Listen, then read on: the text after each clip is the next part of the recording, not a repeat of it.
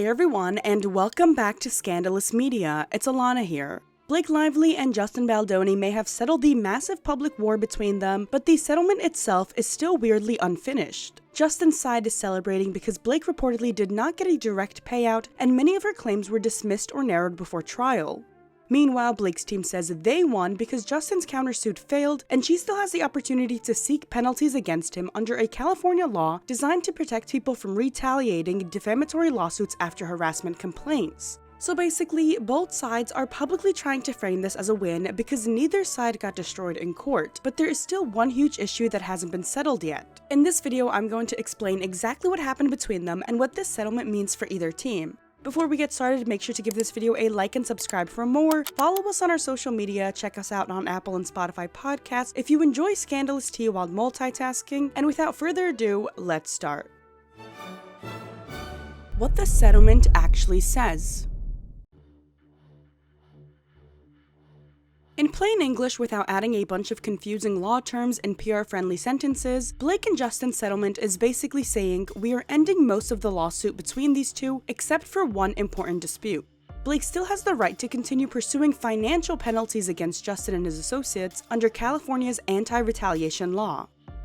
This is the last major fight between these two. Blake is trying to argue that Justin's lawsuit only came after her sexual harassment lawsuit, and the reason for it was to intimidate her into silence. After the #MeToo movement, California released a law specifically designed for situations like workplace harassment. The law states that someone accused of essaying someone else can defend themselves, but what they can't do is go after you only because you spoke up. The law also says that a person must be testifying without malice, meaning they truly believe they are being harassed at work and they aren't intentionally lying. This is important in Justin and Blake's case because the majority of those commenting on this situation believe that Blake intentionally knew nothing happened between her and Justin on set. Now, the important part about this law is that if someone files a defamation lawsuit against a harassment accuser and the accuser wins under this law, the court can award them attorney fees, costs, punitive damages, and treble damages. What this means is that payouts from the guilty party can be multiplied by 3. For example, if Blake wins $1 million, Justin's team would have to pay $3 million. So while Blake's team argues that Justin's lawsuit was in retaliation for hers, Justin's team is arguing that they were only defending themselves. So now the judge has to decide whether Blake's allegations were made with a reasonable bias and whether Justin's lawsuit crossed the line into retaliation territory. One thing confusing people online is that some of Blake's claims were dismissed, including workplace harassment claims. But the way the law is seeing it is just because things were dismissed does not automatically mean the judge ruled that she lied about everything. Technically, the reason why the claims were thrown out is because the judge didn't need to decide if every harassment complaint 100% took place. The media is saying that the judge classified Blake as an independent contractor rather than a subordinate employee, which affected the whole workplace harassment claims. And between us, when we look at the facts, such as Blake spontaneously kissing Justin in a scene, or the friendly text messages between them, I don't think Blake would have been able to prove she was uncomfortable with him even if her role was different. But unfortunately, the law is uber specific, which is why under the law, the judge throwing out the claims doesn't really mean she's lying, it just means she can't use the claims in court, but still has the advantage of believing she was harassed. And the only proof Blake has of believing she was harassed or uncomfortable would be from the text she sent out to friends or her team, where she called people on the set creeps, or if she complained about filming in a way that showed she was scared or nervous. Regardless of what happens legally, I think the public knows that with the number of times Blake tried to lie or manipulate the facts, Justin still looks innocent. Had he done anything wrong, Blake's team would not have let that go and it would have been made public. Instead, the bulk of the court case showed that Blake did indeed try to take over the movie from Justin, going over his role as director and trying to leverage her powerful Hollywood connections into getting her way. This is what the majority of her texts show, and Blake's critics note that from what we've seen, it looks like she was more concerned about getting her way rather than having been a victim on set. On top of that, she lied about a lot of crucial details, such as claiming there was no intimacy coordinator on set while she denied one. And just recently it came to light that she asked a Sony exec to destroy evidence in the case, which made her look suspicious, especially after she said under oath that she never asked anyone to destroy raw footage from the movie, referred here as dailies. A daily is a clip of short, raw, unedited footage shot during a single day of film production.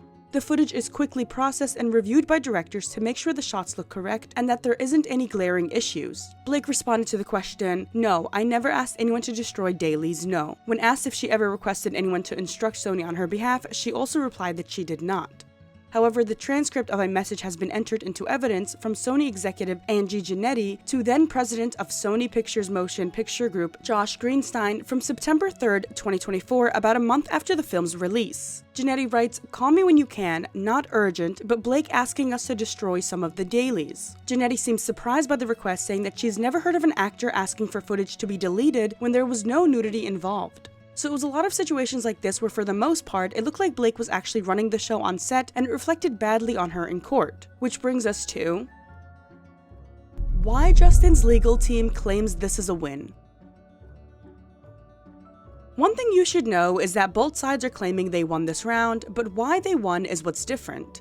Justin's lawyer, Brian Friedman, says, "Let's be clear, this is a win and total victory for the Wayfarer parties. The court had already dismissed 10 of Miss Lively's 13 claims, including every sexual harassment claim, every defamation claim, and all claims against the individual defendants. Miss Lively voluntarily dismissed the rest. In our view, they settled because they knew they were going to lose in court. All that remains is a pending request for fees based on a very narrow issue that has been with the court since September 2025. These pending fees he's talking about are what I previously discussed with the California law protecting those who speak out. Justin's lawyers claim this is a very narrow issue because they believe their case was simply a self-defense case and not one in retaliation. They hope that the judge can see it that way as well.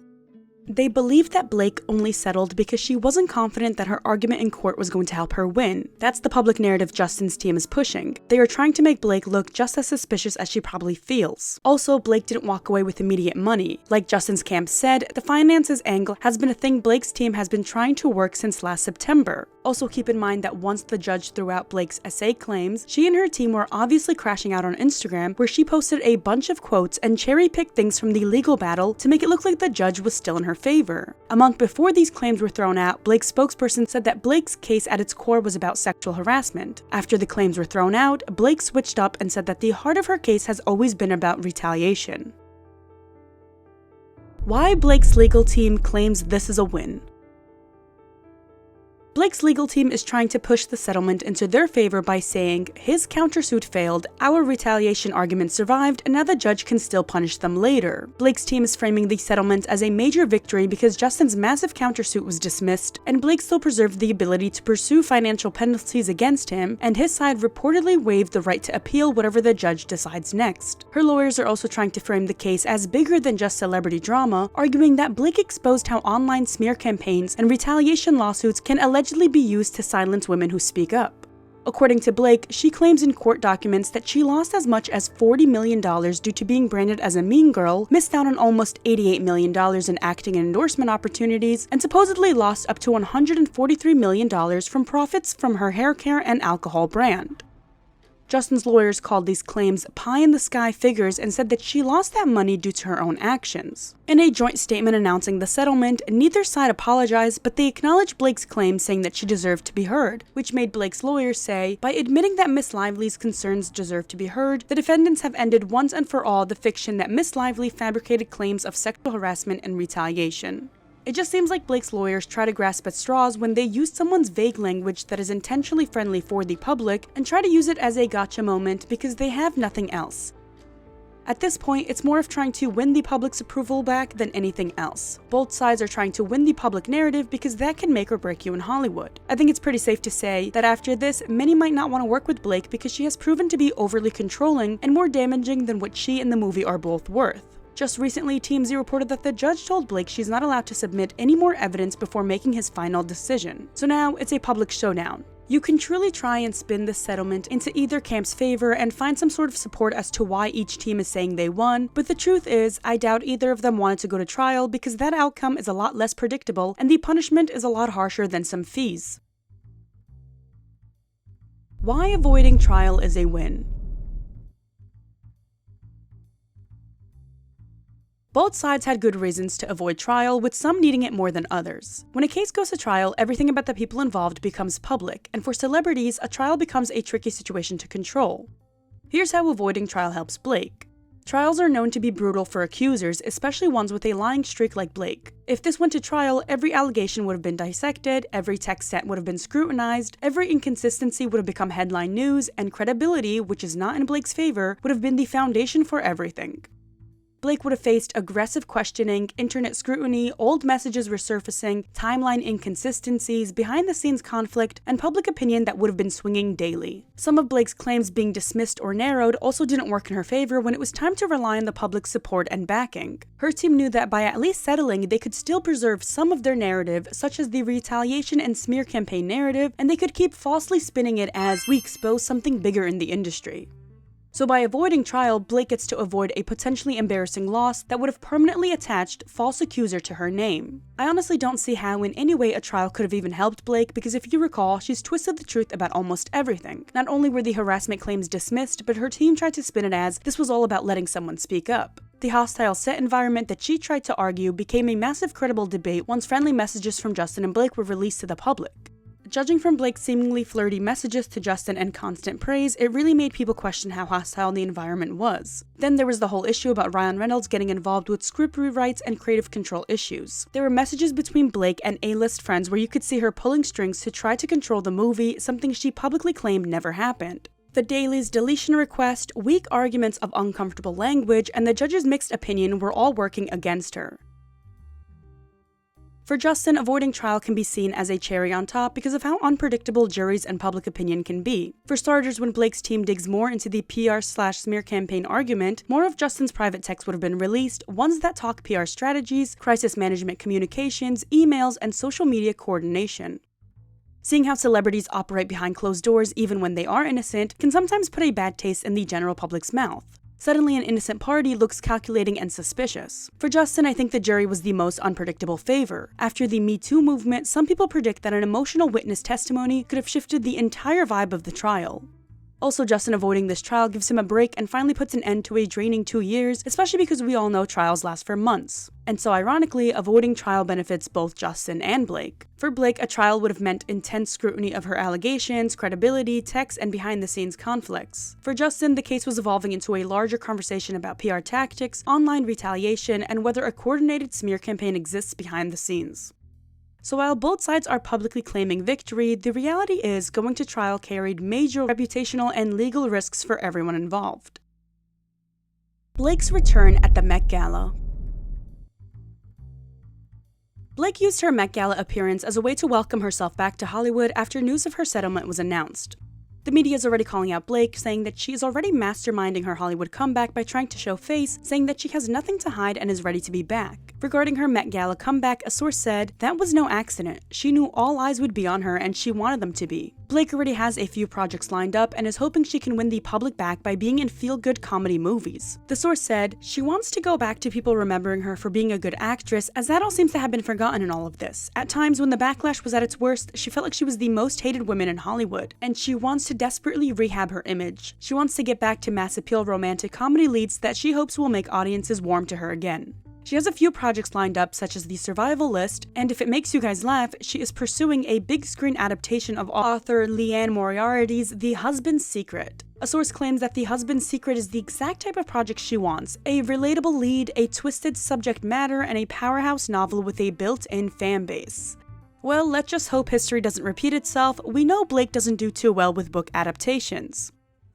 Also, with this new Hollywood comeback, Blake seems to be supporting a new personality as the shy girl rather than the mean girl. Just look at the way she answers this question. Have them with me because I'm shy too, so I just like to got the kids have right my here. kids with me. They're like, I probably could have fit them under my dress, to be honest. Oh. Just look at her trying to play innocent and charming when the past 2 years all we've gotten were the private texts of her pulling strings behind closed doors and calling Justin a doofus director who's in a cult. Also, Blake made sure her team told the media that she was personally invited by Anna Wintour herself, as she was the star guest. She couldn't handle the general public laughing and saying that she paid for her own seat. Regardless of how Blake tries to win her way back to the top, it will be interesting to see her play the overly nice Hollywood celebrity, just in case this era comes back to bite, just like the previous ones, even stemming all the way back to her Gossip Girl days. If you guys recall, we have made multiple videos breaking down this topic, so make sure to watch our deep dives on the Justin and Blake saga. We also made a video about Blake's fall from grace, bringing to light all the things that Blake and her PR team did a good job of hiding. What do you guys think of Justin and Blake's settlement? What do you guys think about her comeback to the Met Gala? Do you think it won't be long until the public likes Blake again, or will the "It Ends With Us" drama be permanently stamped on her? Let us know your opinions down below. Thank you guys for watching. Make sure to follow us on social media. And as always, I'll see you next time.